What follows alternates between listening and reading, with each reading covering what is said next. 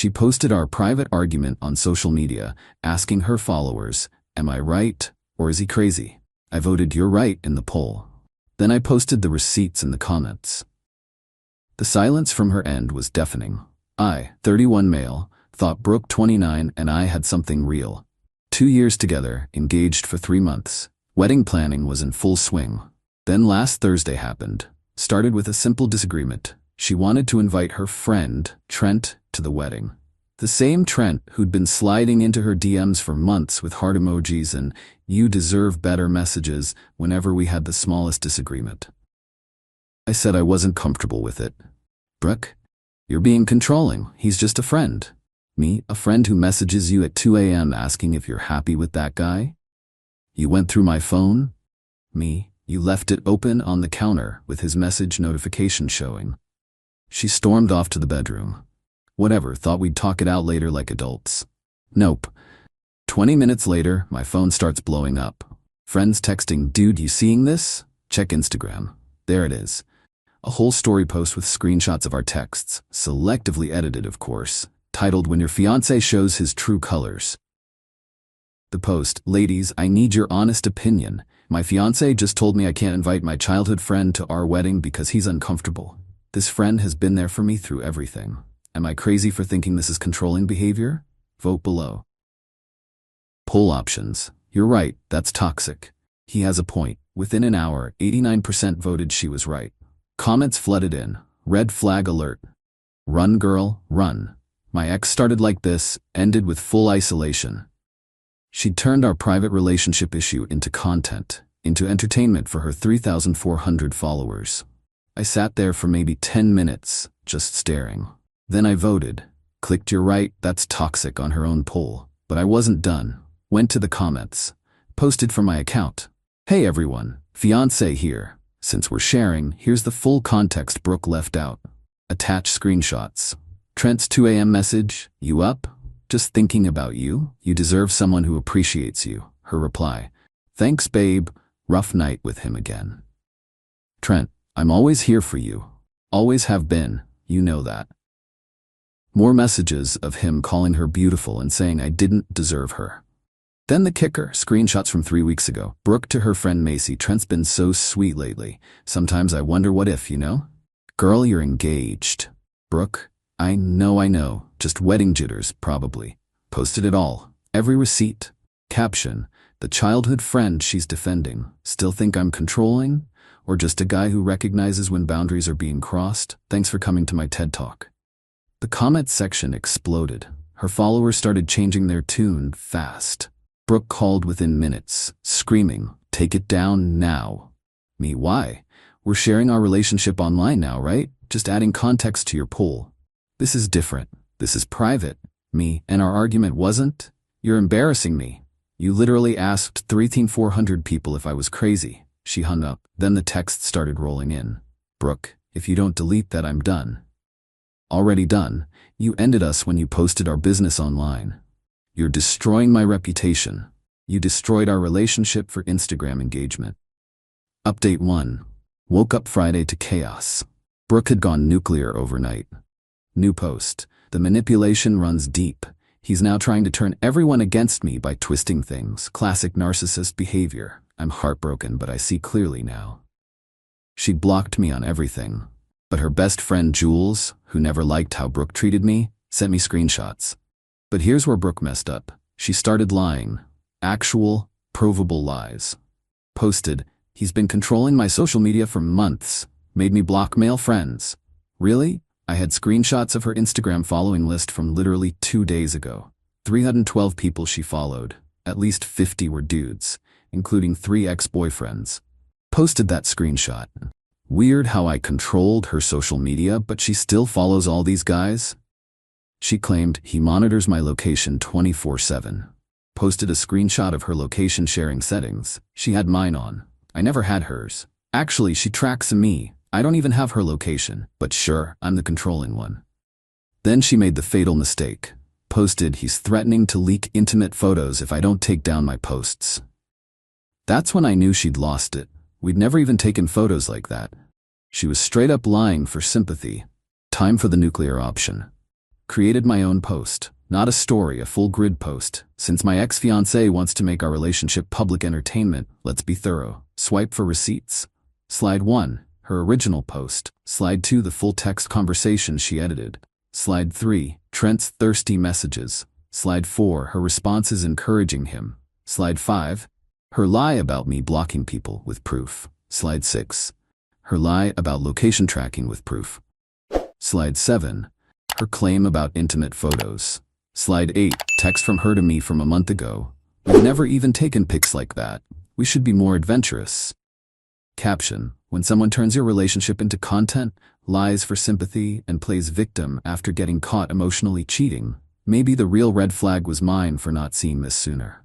PSA: if your partner puts your private business on social media for votes, run. Also, Trent, she's all yours, bro. Good luck with that. Tagged her. Tagged Trent. Posted. The internet did its thing. Update 2, the fallout Saturday morning. Brooke's mom, Diane, called me. This woman who'd been calling me son for 2 years. Diane: what have you done to my daughter? Me: asked her not to invite a guy who's trying to sleep with her to our wedding. She turned it into social media drama. You've humiliated her publicly.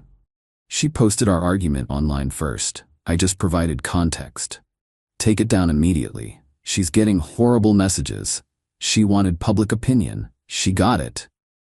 You're ruining her influencer career. There it was, the real concern. Brooke had been trying to become a lifestyle influencer for years. Usually got maybe 100 likes per post. The drama posts? Thousands of interactions. She thought she'd found her angle. Relationship drama content. Me: her career? She works at Target, Diane. Instagram isn't a career when you buy half your followers. Oh yeah. Drop that bomb. I'd noticed months ago her follower count would jump by 500 overnight sometimes. Checked one of those audit sites, 47% fake followers. Diane hung up on me. But Brooke wasn't done with the manipulation. Saturday afternoon, she tried a new angle. Started posting about her mental health struggles and how this trauma was affecting her. Playing the mental health card for sympathy. One problem: I had screenshots from her private Instagram, her close friend's story that Jules kept sending me from that same morning. Her and her friends at brunch, laughing, mimosas. Caption: single girl summer loading. So traumatized she's at bottomless brunch 3 hours later? I didn't even have to post anything. Her own followers were catching the inconsistencies. Someone commented, "Girl, you were just posting from brunch looking happy AF?" She deleted it immediately, but screenshots were already spreading. Then Trent entered the chat. This absolute genius decided to DM me. "You need to back off, bro. Brooke doesn't need this stress. I'm looking out for her now." The audacity. I screenshot that and replied, "Looking out for her? Is that what you call trying to hook up with an engaged woman? Enjoy being the rebound guy until she finds her next relationship to destroy for content."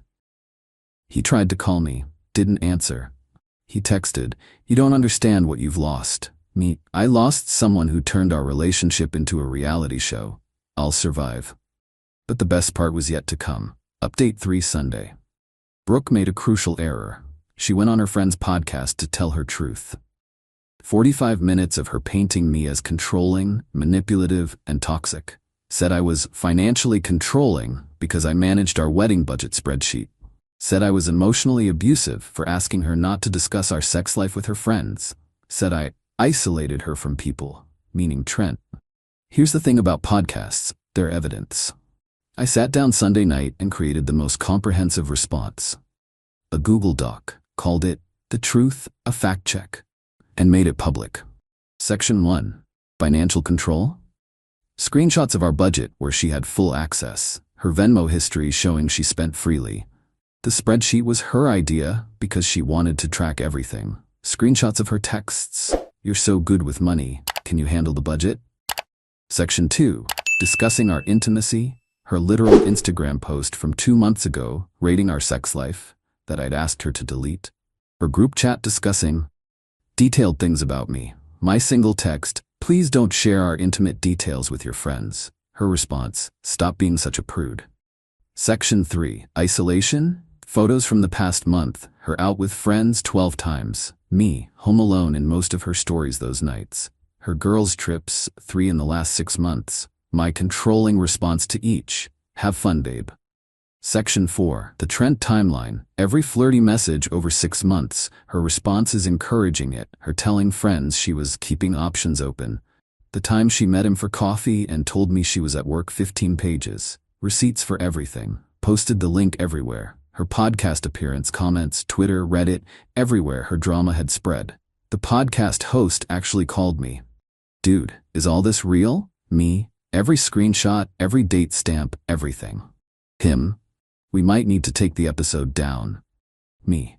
That's on you, but the internet's already got copies. Monday morning came with beautiful karma. Update 4. Brooke's carefully crafted influencer image imploded in real time. Her follower count started dropping fast. Remember those fake followers? When real people started unfollowing, the ratio got obvious. Went from 3,400 to 2,100 in 2 days. Comments on old posts calling her out, her engagement rate tanked. But she still wasn't done. Monday afternoon, she tried the ultimate manipulation. Posted a photo of herself crying with the caption, "When you realize the person you loved was documenting everything to use against you, he was building a case from day one. I feel so violated." This actually got some sympathy until someone pointed out, "Girl, you posted private conversations first. He just responded with receipts to your lies." Then the real bomb dropped. Trent's girlfriend messaged me. Yeah, girlfriend. Of 2 years. Her. Is this your ex with my boyfriend? Sent her everything. Every message, every timestamp. Her. We lived together. He said he was helping an old friend through a tough time. Me, sorry you had to find out this way. Don't be. Thank you for posting those screenshots. I knew something was off. 20 minutes later, Brooke posted, "Some people can't handle seeing others happy and will destroy everything good in their life." Trent was getting kicked out of his girlfriend's apartment, and somehow I was the bad guy? Jules texted me. "She's at my place melting down. Trent just told her he can't be with her because his girlfriend found out. She's blaming you for ruining her backup plan." Backup plan. She really said that out loud. So Trent was never about friendship? She's been keeping him warm in case you two didn't work out. She didn't expect him to have a girlfriend, or for you to expose everything. Tuesday, the consequences hit professionally. Brooke had been using her influencer status to get free stuff from local businesses. A coffee shop, a boutique, a gym, all in exchange for exposure. The coffee shop owner DM'd me. "Is this the same girl who said she was a brand ambassador for us?" Me, yeah, that's her. Him, we gave her free coffee for a month for 2 posts. She posted once. Now I see she's a drama stirrer with fake followers. Thanks for the heads up. The gym was worse. She'd gotten a free membership claiming she had 10K engaged followers across platforms. They terminated her membership and asked her to pay back 3 months of fees. She tried damage control, posted about cancel culture and how women can't speak their truth without being attacked. Someone commented, "Your truth changed 3 times in 4 days." Wednesday morning, the final straw. Final update. It's been 2 weeks now. Here's where everyone ended up. Brooke deleted all her social media. Everything. Instagram, Twitter, TikTok. Complete digital disappearance. Before she did, she posted one final story, taking a break from toxic social media culture. "If you need me, you have my number." Nobody needed her. Trent tried to salvage his relationship, but his girlfriend kicked him out anyway. He showed up at Brooke's apartment, according to Jules, but she wouldn't even let him in. Told him he ruined everything by having a girlfriend. The cognitive dissonance was stunning. He messaged me one last time. "You destroyed 2 relationships for petty revenge." Me, "You destroyed your own relationship by emotionally cheating. Brooke destroyed ours by making it public entertainment. I just provided receipts." Life's about accountability, bro. Brooke's influencer dreams are dead. The boutique and coffee shop blacklisted her. The gym sent her to collections for the 3 months of membership. Her podcast appearance became infamous in our city as the girl who exposed herself trying to expose her ex. Found out through mutual friends she had to switch target locations because co-workers found the whole drama and wouldn't stop talking about it. She tells people I abused her, but anyone who Googles her name finds that public Google Doc with all the receipts. It's the first result. Her mom, Diane, reached out one more time last week. Different tone this time. Diane, I'm sorry about everything. I see now what really happened. What changed? Diane. She tried the same thing with Trent. Posted their private messages after he wouldn't leave his girlfriend. Claimed he led her on, but everyone already knew her pattern. Hope she gets help. She's in therapy now. Real therapy, not Instagram therapy quotes. As for me, dodged a nuclear missile. Imagine if I'd married someone who thought our private life was content, who kept backup guys warm while wearing my ring, who lied as easily as breathing for sympathy and followers. The wedding vendors were incredibly understanding. Most had seen the drama unfold online. The venue owner actually refunded my entire deposit, saying, "Consider it a lucky escape fee." The photographer kept the deposit, but said he'd honor it for any future event. "When you find someone who doesn't need an audience," he said. Started therapy myself to process everything. Therapist said something that stuck. She turned your relationship into performance art. You just refuse to play a character anymore. Dating? Not yet. Trust issues need work. But I learned valuable lessons. 1. If someone posts your private business online, they're telling you who they are.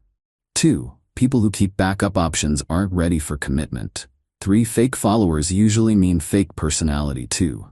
4. When someone says everyone else is toxic, they're usually the poison. The best response to public manipulation isn't anger, it's truth. Document everything, not for revenge but for protection. When someone tries to gaslight you publicly, receipts are your best friend. Brooke wanted to be Instagram famous. She got her wish, just not how she imagined. She's now a cautionary tale in our city about what happens when you turn your relationship into content. Last I heard, she moved back with her parents, still banned from social media. Self-imposed but probably wise. Working at a Target 2 towns over. Trent occasionally texts her but she doesn't respond.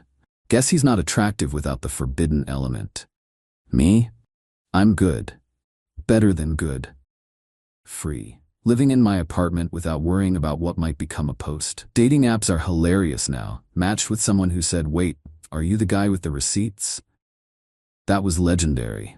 Didn't work out with her, but at least she knew my boundaries from the start. Keep our business between us, or there won't be any business to keep. To anyone reading this dealing with similar, screenshot everything. Not to be petty, but to protect yourself. When someone shows you they value likes over love, believe them. And when they ask social media if they're right or if you're crazy, vote in their poll. Then show the receipts. Edit. For those asking, yes, the Google Doc is still up. No, I won't share the link. She's been through enough and I'm not trying to further destroy her. The point was never revenge, it was truth. Once the truth was out there, my job was done. Edit 2. Jules and I are not dating. Stop asking. She's a good friend who had my back when it mattered. That's it. Edit 3. Trent's ex-girlfriend is thriving. She started a fitness Instagram and uses the whole situation as a dodge-to-bullet transformation story. Good for her.